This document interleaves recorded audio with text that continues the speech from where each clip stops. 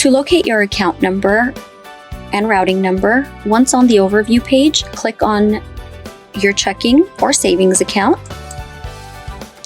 Once you're on the account page, click on Account Details.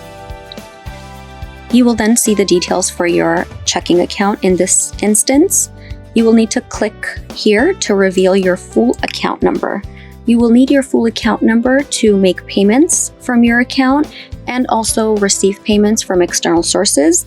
You also need your full account number to set up payroll deposits. You will also find the routing number right here, which you will also need to set up direct deposit as well as payments going out of your account or payments you will be receiving